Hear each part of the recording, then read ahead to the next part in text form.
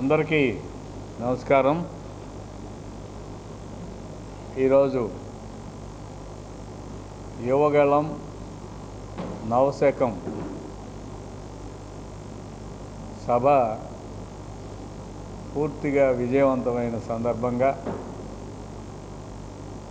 ఈ సమావేశాన్ని ఏర్పాటు చేయడం జరిగింది. జనవరి 27వ తారీఖు కుప్పంలో ఈ రాష్ట్రంలో యువతీ యువకులు ఎదుర్కొంటున్న సమస్యల కోసం యువకుడైన లోకేష్ గారు ఈ పాదయాత్ర ప్రారంభించారు. ఈ పాదయాత్ర ముగింపు నాటికి 3132 కిలోమీటర్ల దూరం, 226 రోజులు, 97 నియోజకవర్గాలు, 2100 గ్రామాలని దీనిలో కవర్ చేయడం జరిగింది.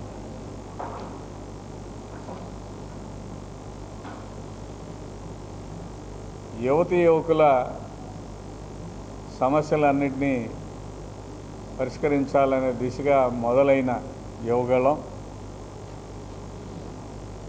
అన్ని వర్గాల ప్రజల ఆదరణ చూరుకొని అన్ని వర్గాల ప్రజల యొక్క సమస్యలను విని అది ఒక ప్రజాగళంగా మారి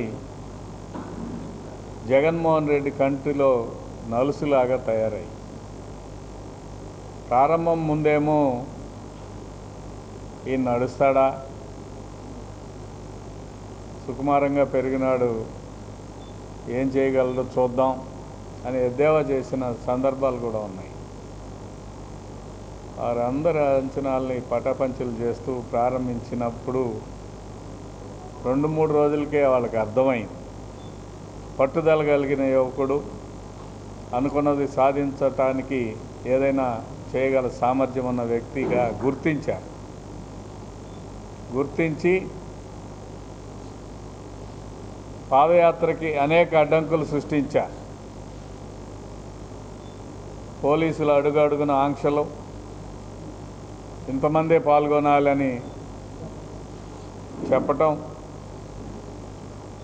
ట్రాఫిక్ జామ్లు అయిపోతున్నాయి అని చెప్పటం, అడ్డు పెట్టడం,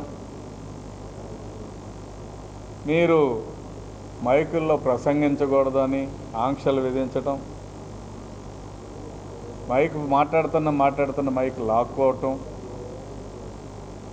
చివరికి అశేష జన సందోహం మధ్య కనపడాలనే ఒక ఉద్దేశంతో స్టూల్ మీద నుంచొని మాట్లాడటానికి ప్రయత్నం చేస్తే కూడా స్టూళ్ళు లాగేసుకోవటం, కొన్ని చోట్ల పోటీగా బ్యానర్లు పెట్టడం, ఇటువంటి అనేక దుర్మార్గమైన కార్యక్రమాలు చేయటం జరిగింది. వైసీపీ నాయకులు భారతదేశంలో, ఆంధ్రప్రదేశ్లో పాదయాత్రలు అనేక అంశాల మీద పాదయాత్రలు చేయటం జరిగింది. వారు ఒక ముఖ్యమైన కారణం కోసం, ఎవరైనా తమ సమస్య ముందుకు తీసుకురావడానికి కోసం పాదయాత్రలు చేస్తారు. దానికి ప్రభుత్వం నుంచి ఏ రకమైన ఇబ్బందులు కల్పించిన పరిస్థితి ఎప్పుడూ లేదు. ఆఖరికి జగన్మోహన్ రెడ్డి గారు తండ్రి గారు పాదయాత్ర చేశాడు, వాళ్ళ చెల్లెలు పాదయాత్ర చేసింది, జగన్మోహన్ రెడ్డి గారు కూడా పాదయాత్ర చేశారు. ప్రభుత్వాల బాధ్యత ఏంటంటే ప్రజా సమస్యల మీద ఎవరైనా తిరుగుతూ ఉంటే చెప్పని, అది కూడా మన దృష్టికి వస్తాయి కదా అని సానుకూల దృక్పథంతో ఆలోచిస్తాను. ఈ ముఖ్యమంత్రి మాత్రమే దీన్ని చెడగొట్టాలని, లోకేష్కి వస్తున్న ఆదరణను చూసి బెంబేలెత్తిపోయి దాన్ని ఎన్ని రకాలుగా కుయుక్తులతో అడ్డుకున్న సంఘటనలు మనం కోకొల్లలుగా చూసాం. అది జన సముద్రంగా మారిపోతూ ఉంది. ఎస్సీలు కలుస్తున్నారు, బీసీలు కలుస్తున్నారు, స్థానిక ప్రజాప్రతినిధులు కలుస్తున్నారు, యువకులు భాగస్వామ్యం అయ్యారు, మహిళలు భాగస్వామ్యం అయ్యారు, రైతు కూలీలు రైతులు భాగస్వామ్యం అయ్యారు, భవన నిర్మాణ కార్మికులు, ఆటో కార్మికులు, మెకానిక్కులు, ఒకరేమిటి, సమాజాన్ని రిప్రజెంట్ చేసే అన్ని రకాల ప్రజలు ఆయనకు వచ్చి తమ సమస్యల్ని, ఈ ప్రభుత్వంలో ఎదుర్కొంటున్న ఇబ్బందుల్ని ఏకరువు పెడతా మొదలుపెట్టారు. ఆఖరికి ఉద్యోగస్తులు కూడా జీతాల గురించి కలిశారు. ఒకరు కాదు, ఇద్దరు కాదు, అందరూ కూడా అన్ని వర్గాల ప్రజల ఆదరణ చూరగొంటుంది. ప్రారంభం నుంచి పెరుగుతూ వచ్చింది, కానీ ఎక్కడ కూడా తగ్గకుండా ప్రజలు ముందుకు తీసుకెళ్తున్నారు. వారి యొక్క ఆశీస్సులు, వారి యొక్క సమస్యల యొక్క బలం లోకేష్ను ముందుకు నడిపించింది. సడన్గా కొన్ని చోట్ల రాళ్ళు వేయటం, వాలంటీర్ల మీద పోలీసులు దాడి చేయటం, వైసీపీ కార్యకర్తలు దాడి చేయటం, చివరికి అటెంప్ట్ మర్డర్ కేసు పెట్టి భీమవరంలో అరెస్ట్ కూడా చేయటం జరిగింది. ఇటేటికి బెదరకుండా ఉన్నందున తప్పుడు కేసు బనాయించి చంద్రబాబు నాయుడు గారిని అరెస్ట్ చేయటం జరిగింది.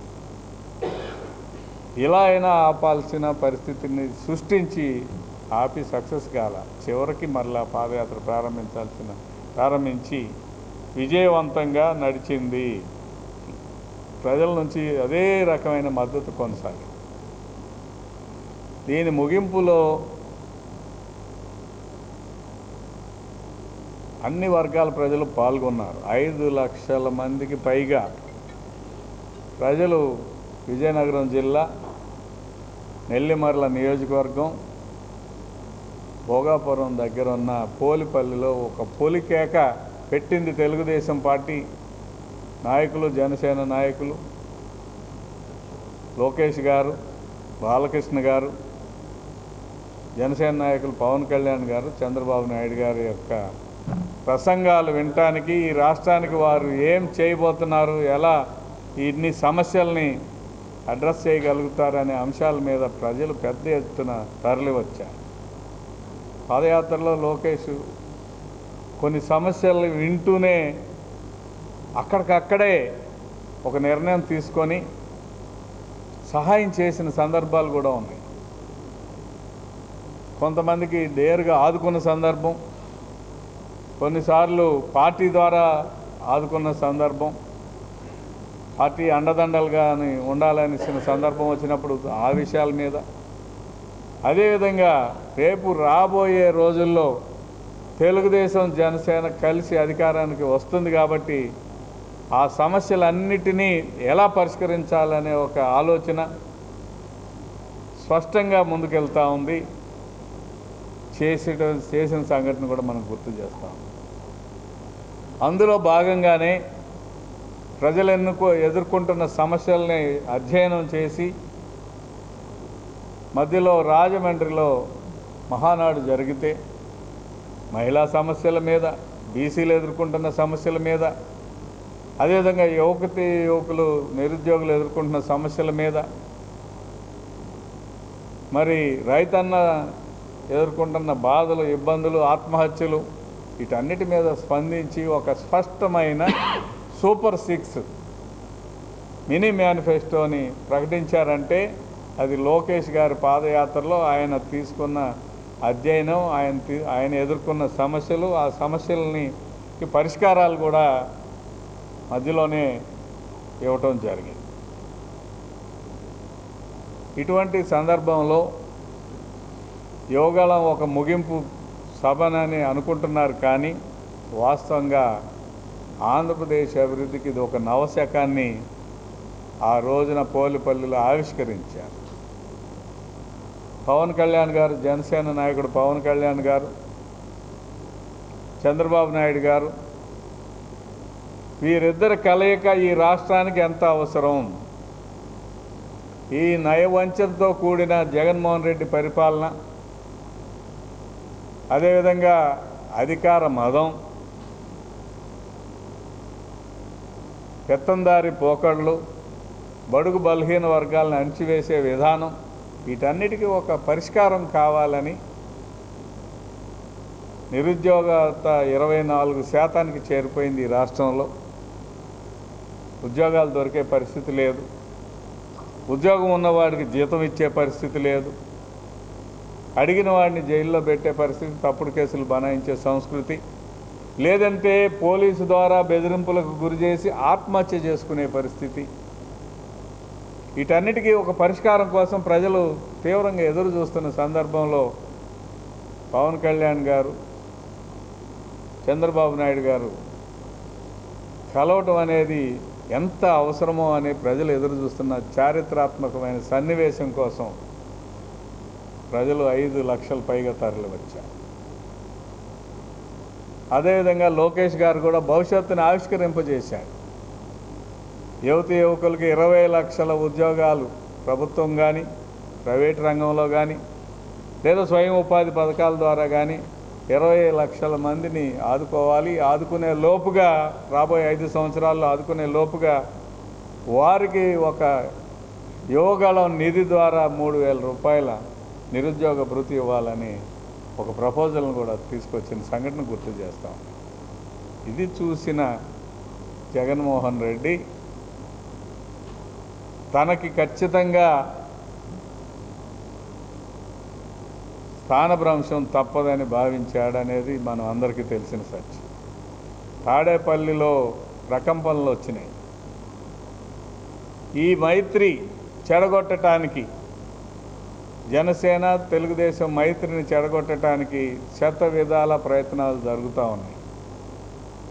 అంతేకాదు ఈ రాష్ట్రం మొత్తం ప్రజలందరూ కూడా అర్థమైపోయింది, ఎమ్మెల్యేలను మారుస్తూ ఒక ఆట ఆడుతూ ఉన్నాడు. నేను ముందు నా మీడియా సమావేశంలో చెప్పాను, ఆడుదాం ఆంధ్ర అని. ఆయన ఎమ్మెల్యేలతో ఆట ఆడుతూ ఉన్నాడు. ప్రజలు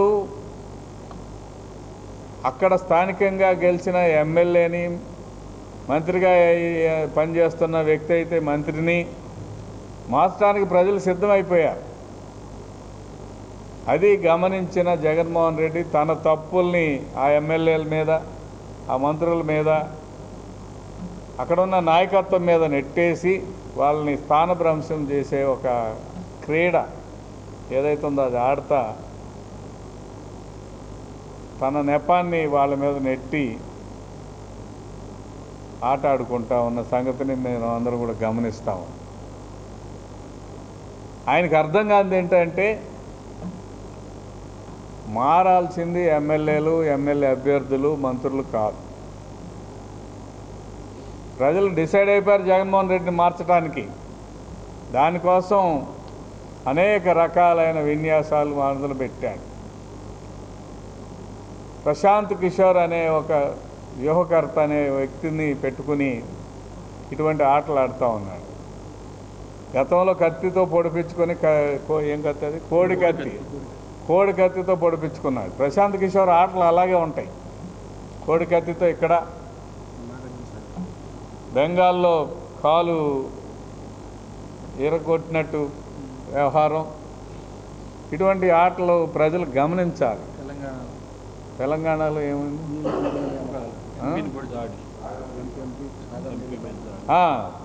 సాగర్ ఆఖరి పోలింగ్ టైం వచ్చేసరికి తెలంగాణ ఎన్నికల సందర్భంగా పోలీసులు మొత్తాన్ని మోహరించి నాగార్జున సాగర్ మీద నీటి పంచాయతీ పెట్టి పోలీసుల్ని అక్కడ పెట్టి తెలంగాణ సెంటిమెంట్ని రగిల్చే ఒక వ్యూహాన్ని అమలు చేయాలని చూసి భంగపడ్డ సంగతి మనకు తెలుసు. తెలంగాణ ప్రజలు ఎంతో వివేకంతో ఆలోచించారు కాబట్టి అక్కడ ప్రశాంత్ కిషోర్ వ్యూహం సాగల. ఇక్కడ ఎమ్మెల్యేల ద్వారా దృష్టి మరల్చి ఆట ఆడాలని చూస్తూ ఉన్నాడు. తెలుగుదేశం జనసేన మైత్రి ఒక చారిత్రాత్మక అవసరం.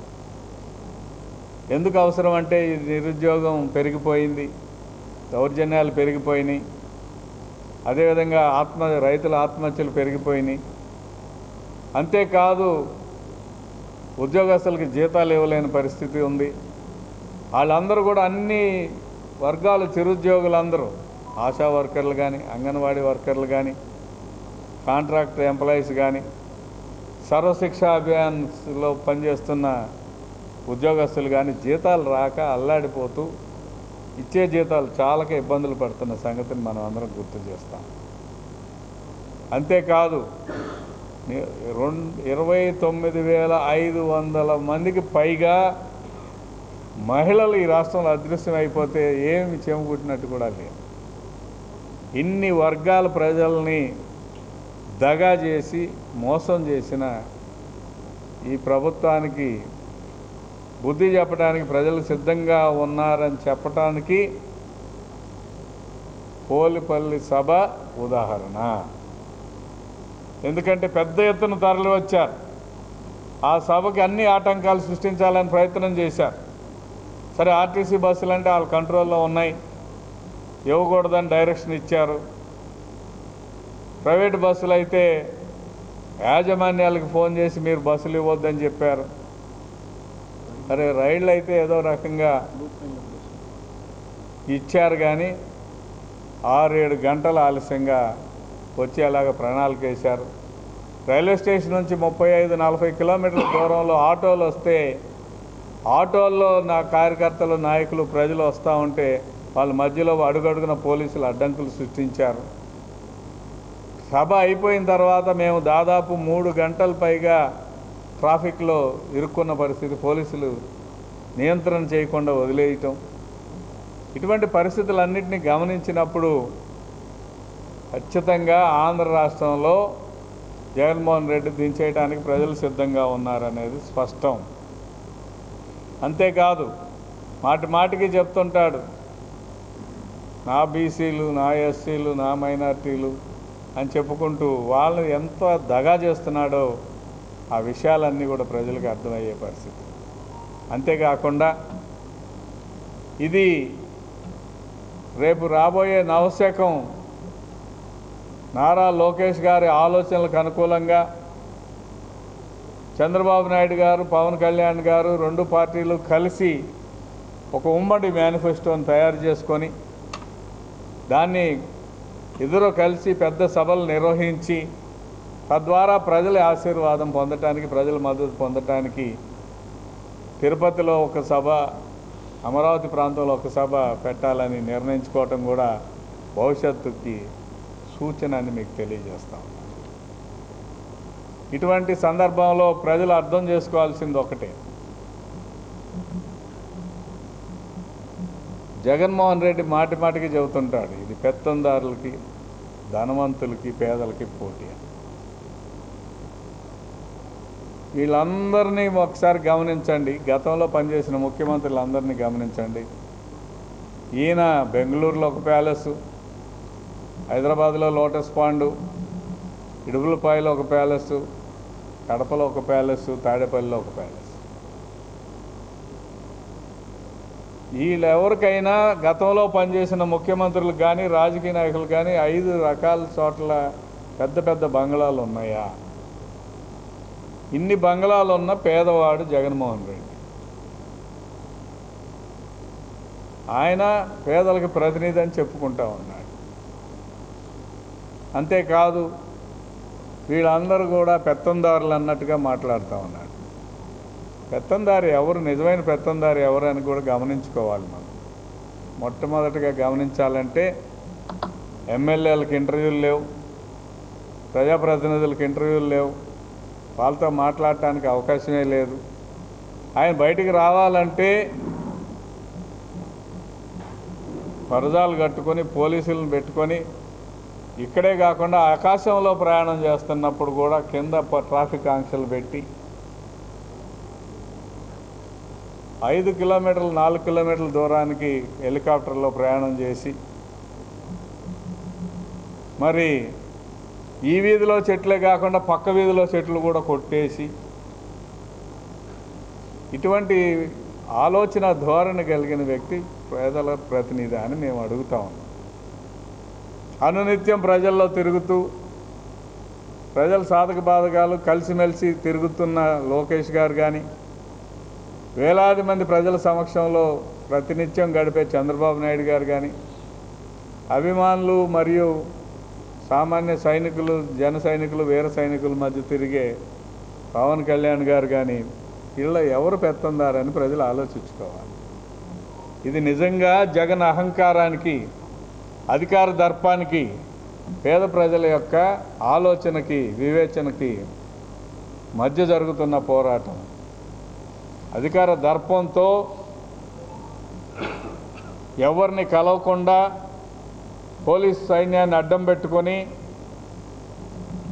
పరిపాలన సాగిస్తూ నేనేదో దైవాంశ సంభూతుడిని, నేను ఇచ్చింది మీరు తీసుకోవాలనే స్థాయిలో ఆలోచన చేసేవాళ్ళు ఎవరు? నియంత లేదంటే దర్పంతో వ్యవహరిస్తున్న వ్యక్తి ఎవరు అనేది మనం అందరూ కూడా అర్థం చేసుకోవాలి. ఈయనేదో సొంత జేబులో నుంచో సొంత ఎస్టేట్ నుంచో డబ్బులు ప్రజలకు ఇస్తున్నట్టు నేను బటన్ నొక్కుతున్నాను అంటే ఎవరు సొమ్ము ఎవరు ఇస్తున్నారు? ఎవరు సొమ్ము ఇస్తున్నారు? ప్రజలందరూ కష్టపడి స్వయమటో వచ్చి సంపాదించి ఆ సంపాదనతో వచ్చే ఖర్చుల్లో నుంచి వచ్చే పన్నులే కదా నువ్వు ఇస్తున్నది. నీ సొంత డబ్బు ఇస్తే నువ్వు చెప్పినట్టు ఆడతారు. ఈ విషయాలన్నీ కూడా ప్రజలు గమనించాలి. ఇది అహంకారపూరితమైన అధికార దర్పంతో కూడిన పరిపాలన. ప్రజల్ని, పేద వర్గాల్ని, మధ్యతరగతి ప్రజల్ని ఒక వినియోగదారులుగా, ఒక యాచకులుగా మార్చడానికి ఒక ప్రణాళికబద్ధంగా ఒక నియంతలాగా పరిపాలన సాగిస్తున్న సంగతి మనం అందరం గమనించాలి. వీటి నుంచి విరుగుడే ఈ నవశకం, యువగళం నవశకం. యువగళం ద్వారా ప్రజల సమస్యలను అర్థం చేసుకొని వివిధ వర్గాల ప్రజల యొక్క ఆలోచనలు తెలుసుకొని తదనుగుణంగా ప్రణాళికలు తయారు చేసి ఆ ప్రణాళికల్ని రాబోయే రోజుల్లో ఏ రకంగా అమలు చేయాలి, దానికి ప్రభుత్వం యొక్క ఆవశ్యకత ఎంత, కులాల మధ్య చిచ్చులు రేపే జగన్మోహన్ రెడ్డి పరిపాలన కావాలా, కులాల కుమ్ములాటలు పెట్టే జగన్మోహన్ రెడ్డి పరిపాలన కావాలా, కులాలు కలిసిమెలిసి పనిచేసి సమాజ అభివృద్ధి కోసం పనిచేసే విధానం కావాలని సూటిగా యువగళం నవశకం సభ ద్వారా ప్రజలకు అర్థమైంది. ఈ విషయాలన్నిటి మీద పూర్తిగా ప్రజలందరూ కూడా చైతన్యం కావాలని లోకేష్ గారు ఇంతటి యాత్రని చేసినందుకు వారిని ప్రత్యేకంగా అభినందనలు తెలియజేస్తూ అన్ని వర్గాల సమస్యల్ని అధ్యయనం చేసే ఒక అంశంలో ఆయన పరిణితి చెందిన ఒక నాయకుడిగా, భవిష్యత్ తరానికి అవసరమైన నాయకుడిగా ఈ రాష్ట్రానికి మరి తెలుగుదేశం పార్టీ చంద్రబాబు నాయుడు గారు అందించారని భావిస్తూ మరి ఖచ్చితంగా అన్ని వర్గాల ప్రజల ఆశయాలు, ఆలోచనలు కూడా ఖచ్చితంగా తెలుగుదేశం జనసేన ప్రభుత్వం ఏర్పడబోతోంది కాబట్టి ఖచ్చితంగా తీర్చగలుగుతుందని భావిస్తూ సెలవు తీసుకుంటాం.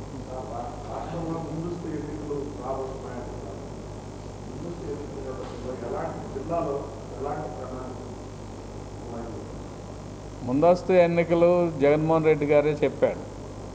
ఎంత వేలతనం అంటే ఎన్నికల గురించి ఆయన ప్రకటన ఏప్రిల్లో కరెంటు కోతలు ఉంటాయి కాబట్టి ముందే పెడతానంటాడు. కరెంటు కోతలు కూడా అతను తీర్చలేడు. ఎందుకంటే ఒక పరిపాలకుడిగా కరెంటు కోతలని తీర్చి నేను ఎన్నికలు ఎదుర్కొంటానని చెప్పట్లా. అంటే సమస్యలు వస్తే పక్కదారి పట్టించడం ఆలోచన అతనిది. తెలుగుదేశం పార్టీగా ఇప్పటికే మా నాయకులు చంద్రబాబు నాయుడు గారు అన్ని విషయాలని పరిగణలో తీసుకొని ప్రణాళికలు రచిస్తూ ఉన్నారు. మరి ఖచ్చితంగా వారి అడుగుజాడల్లో మేము వారి సూచనల మేరకు పనిచేస్తాం.